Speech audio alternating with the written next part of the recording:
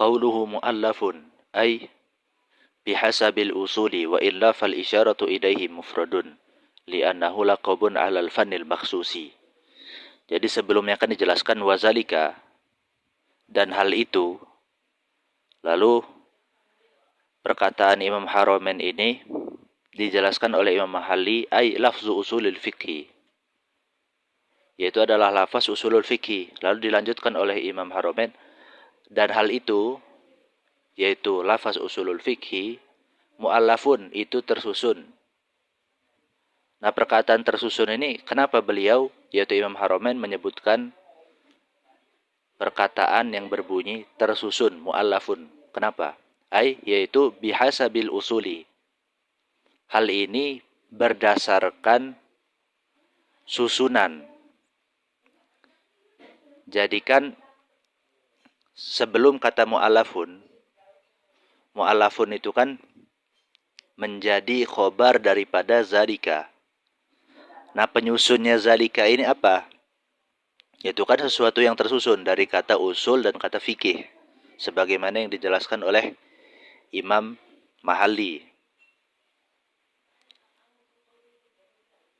Jadi Imam Haramain menyebutkan mu'allafun yaitu sesuai dengan penyusunnya, dengan sesuai isim isyarahnya itu, isim isyarahnya zalika, penyusun isim isyarah zalika, yaitu usulul fikhi.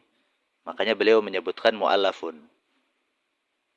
Wa illa, kalau enggak dilihat dari sudut pandang ini, fal isyaratu ilaihi, maka isyarat kepada usul fikih mufradun adalah sesuatu yang mufrad. Enggak mu'allafun lagi nanti yang menjadi khobar daripada isim isyarahnya. Ya, karena sesuatu yang mufrad dia enggak tersusun. Li'annahu, karena sesungguhnya usul fikih itu laqabun, adalah suatu nama halal fannil makhsusi, untuk suatu bidang keilmuan tertentu. Lalu di sini disebutkan qauluhum min juz'aini ila akhir. Yang dimaksud ila akhir itu jadi bunyinya begini: min juz'aini mufradaini ahaduhuma usulun wal akharu al fiqhu, begitu. Sampai kata-kata al fiqhu. Nah, pernyataan Imam Haramain dan pernyataan Imam Mahalli fihi, di dalamnya ini, di dalam pernyataannya ini terdapat nazarun, terdapat sesuatu yang perlu untuk ditinjau kembali, untuk dipertimbangkan kembali. Jadi intinya ada yang kurang tepat, begitu. Li'anna lahu juz'an akhara, karena sesungguhnya kata usul fikih itu dia memiliki bagian yang lain, bagian yang ketiga.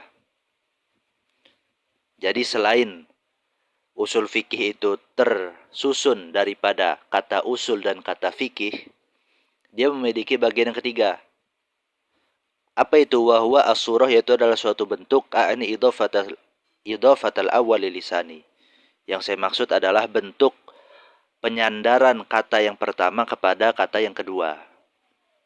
Jadi gabungannya. Ketika disebutkan usulul fikhi, usul apa artinya? Disebutkan sama Imam Haramain. Lalu fikih apa artinya? Fikih juga disebutkan pengertiannya oleh Imam Haramain.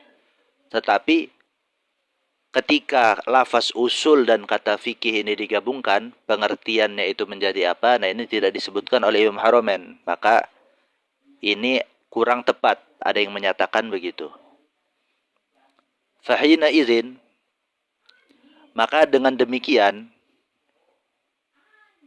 dengan mengidhofahkan antara kata usul dan kata fikih, penggabungan daripada dua kata ini, jika diartikan usulul fikhi adillatuhu min haitsu hiya adillatuhu. Usul fikih itu adalah dalil-dalil fikih dari segi hakikatnya, dari segi yang dimana usul fikih itu merupakan memang dalil-dalil fikih yang sebenarnya.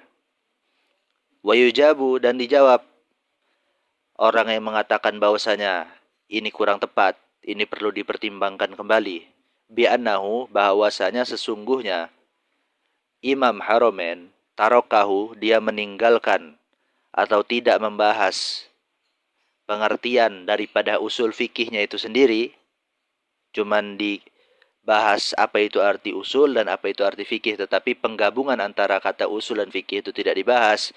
Imma li usri fahmi alal mubtadi'i, bisa jadi karena hal ini susah difahami oleh pelajar yang pemula, awlil istighna'i an bayanihi, atau sebab tidak perlu untuk dijelaskan, ya karena sudah diketahui oleh orang apa itu usul fikih. Tetapi orang yang banyak belum tahu itu apa sih arti dasar dari kata usul dan apa arti dasar daripada kata fikih. Adapun usul fikih, ya karena orangnya ini pengen belajar usul fikih, pasti dia telah mencari tahu sebelumnya. Apa itu usul fikih? Pelajaran tentang apa itu? Makanya tidak perlu dijelaskan.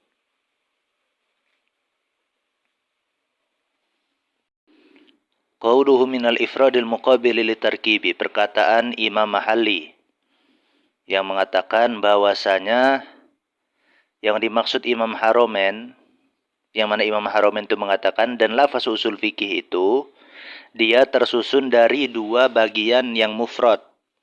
Nah, mufradnya ini kata Imam Mahalli merupakan ifrad yang menjadi kebalikannya tarkib. Dafa'a bihi, perkataan ini atau pernyataan ini bisa digunakan untuk membantah mayuqalu, bantahan yang menyebutkan wasful juz'aini bil ifradi ghairu sahihin. Mensifati dua bagian tersebut, yaitu kata usul dan kata fikih dengan ifrad, itu tidak benar. Binisbati lil juz'il awali bi annahu jam'un la mufradun.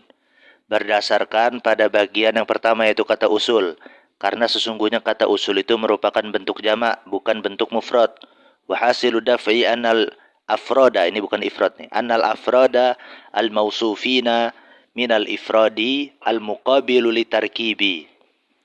Dan kesimpulan bantahannya adalah sesungguhnya individu-individu yang disifati sebagai ifrad itu merupakan kebalikannya tarkib. Apa itu ifrad yang menjadi kebalikan tarkib? Wahwa adamu dilalati lafzi ala juz'i ma'nahu, yaitu adalah suatu lafaz tidak menunjuki pada bagian maknanya. Fayasduku bil jam'i wa ghairihi, maka ifrad yang menjadi kebalikannya tarkib itu dia bisa diterapkan dalam bentuk jamak dan selainnya jamak, yaitu bentuk tasniyah bisa juga. Bentuk tasniyah dan jamak itu bisa disebut ifrad, tetapi ifrad yang menjadi kebalikannya tarkib. La minal ifradil muqabili lil jam'i wa tasniyati, bukan ifrad yang menjadi kebalikannya jamak dan tasniyah. Kalau pada kebalikannya ifrad yang menjadi kebalikannya jamak dan tasniyah, itu ifrad itu tidak bisa untuk diterapkan dalam bentuk jamak dan tasniyah. Tetapi yang bisa diterapkan itu adalah ifrad yang menjadi kebalikannya tarkib. Waqtasara alal jam'i, dan Imam Mahalli hanya menyebutkan jamak, kan hanya disebutkan qauluhu minal ifradil muqabil litarkibi lal jam'i, kan begitu kata Imam Mahalli. Hanya menyebutkan jamak, tidak disebutkan tasniyah juga. Kenapa? Li'annahu, karena jamak ini mahalu tawahumi, dia menjadi objek kesalahpahaman. Dia menjadi objek yang menjadi salah paham di situ, karena kata usul itu dia merupakan bentuk jamak, bukan merupakan bentuk tasniyah. Makanya yang disebutkan hanya jamak aja. Wa yutlaqul mufradu ala muqabilil jumlati wa ala muqabilil mudhafi wasyabihi bihi. Dan mufrad yang menjadi kebalikannya tarkib, yang menjadi kebalikannya murakkab, itu dia bisa disebutkan atau bisa dikatakan dia itu merupakan kebalikannya jumlah, kebalikannya susunan jumlah, baik jumlah fi'liyah atau jumlah ismiyah, wa ala muqabilil mudhafi, dan dia juga bisa disebutkan atau bisa dikatakan sebagai kebalikannya mudhaf, susunan mudhaf. mudhaf ilaih wasyabihi bihi dan sebagainya. Qauluhu perkataan Imam Mahalli yu'rafu bima'rifati ma ullifa minhu. Sesuatu yang tersusun itu dapat diketahui dengan cara mengetahui sesuatu yang menjadi penyusunnya. Fihi di dalam pernyataan Imam Mahalli ini jarya nusilati, bukan jarya nusilatu. Itu salah itu. Jarya nusilati terdapat pemberlakuan silah hala ghairil mausuli yang bukan merujuk kepada mausulnya. Walam yubras jaryan halal mazhabil kufi. Dan isim mausulnya itu tidak ditampakkan karena mengikuti mazhab ulama Kufah. Qauluhu perkataan Imam Haramain ma yubna alaihi ghairuhu. Jadi kan Imam Haramain menyebutkan fal aslu, adapun asal itu adalah ma yubna alaihi ghairuhu, sesuatu yang mana selain sesuatu tersebut itu dibangun di atas sesuatu tersebut. Jadi sesuatu yang menjadi dasar itu disebut al-aslu. Nah, al-aslu ini adalah ay syai'un mahsusun au ma'kulun. Sesuatu yang dapat dipanca indrai atau sesuatu yang enggak bisa dipanca indrai tapi hanya bisa dipikirkan. Hanya bisa dilogikakan. Kalau sesuatu yang mahsus, sesuatu yang dapat dipanca indrai sudah pasti dapat dipikirkan. Tapi kalau sesuatu yang hanya beredar pada akal, contohnya seperti 1 tambah 1 sama dengan 2, nah itu dia belum tentu bisa terpanca indrai. Tetapi kalau sesuatu yang konkret, sesuatu yang bisa diindrawi, seperti halnya air, api, dan semacamnya, nah itu bisa untuk dilogikakan. Tetapi tidak sebaliknya. Wa kadzalika, dan begitu juga. Artinya merupakan sesuatu yang mahsus atau sesuatu yang ma'kul, hanya sesuatu yang ma'kul aja. Qauluhu perkataan Imam Haramain yang menjelaskan arti al-far'u ma yubna ala ghairihi. Jadi kan Imam Haramain mengatakan wal far'u, dan cabang itu adalah ma yubna ala ghairihi, sesuatu yang dibangun di atas sesuatu yang lain, sesuatu selainnya. Artinya dia bukan menjadi dasar.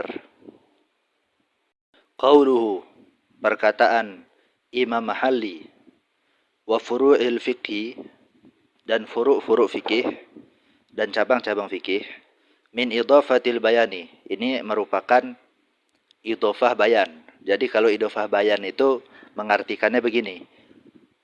Dan cabang-cabang apa? Yaitu cabang-cabang fikih. Dan cabang-cabang yaitu fikih. Ada kata-kata yaitunya. Idhofah bayan itu idhofah yang mengandung arti bayan, penjelasan. Untuk memperjelas kalimat yang di depan. Mengidhofahkan mudhaf kepada mudhaf ilaih, agar mudhaf ilaihnya ini dia menjelaskan mudhafnya. Awil a'ammi ilal akhasi, atau merupakan pengidhofahan kalimat atau kata yang bersifat lebih umum kepada kata yang bersifat lebih khusus. Kan, dan cabang-cabang banyak. Ada cabang-cabang fikih, ada cabang-cabang ilmu yang lain. Nah, cabang-cabang apa yang dimaksud? Lebih spesifik lagi, cabang-cabang fikih. Qauluhu perkataan Imam Mahalli li usulihi, terhadap usul-usulnya fikih, hiyal adillatul ijmaliyatu. Usul-usulnya fikih itu adalah dalil-dalil yang bersifat global. Awil adillatu mutlaqan, atau dalil-dalil yang bersifat mutlak, artinya baik global ataupun secara terperinci. Qauluhu perkataan Imam Mahalli wa huwal fahmu, yang menjelaskan bahwasanya fikih itu artinya adalah faham, ai limadaqqa wa ghairihi, yaitu terhadap sesuatu yang susah atau sesuatu yang rumit, dan terhadap sesuatu yang tidak rumit atau sesuatu yang tidak susah. Wa qila ismun limadaqqa, menurut sebagian ulama dikatakan adalah fikih itu adalah suatu nama untuk sesuatu yang sulit. Jadi pemahamannya itu terhadap sesuatu yang rumit atau sesuatu yang sulit. Fala yuqalu, maka berdasarkan pendapat yang kedua ini tidak dikatakan faqihtu annas samaa fawqana. Saya telah memahami bahwasanya sesungguhnya langit itu berada di atas kita. Ya karena ini merupakan sesuatu yang mudah. Yuqalu, dikatakan sebagian ulama, faqiha kafahima waznan wa ma'nan. Kalau wazannya itu faqiha seperti fahima, itu baik wazan maupun makna itu seperti fahima. Wa faqaha kafataha idza sabaqa ghairuhu fil fiqhi. Kalau wazannya itu faqaha seperti fataha, itu artinya jika ada seseorang yang mengungguli, yang melebihi orang lain di dalam pemahaman. Wa faqaha kakaruma idza saral fiqhu lahu sijjiyatan. Dan kalau wazannya itu fakuha seperti karuma, itu artinya adalah jika fikih itu menjadi skill bagi seseorang.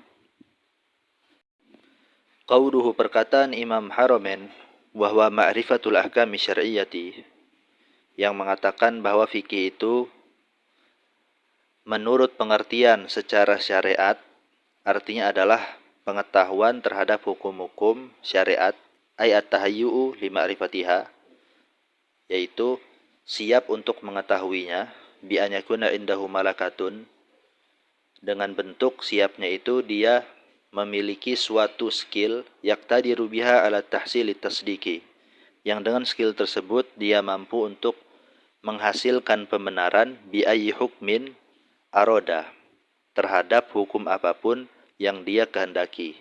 Wa illam yakun hasilan bil fi'li, walaupun hal tersebut tidak didapatkan dalam kenyataannya. Kal imam Malikin hina su'ila, seperti Imam Malik ketika ditanya.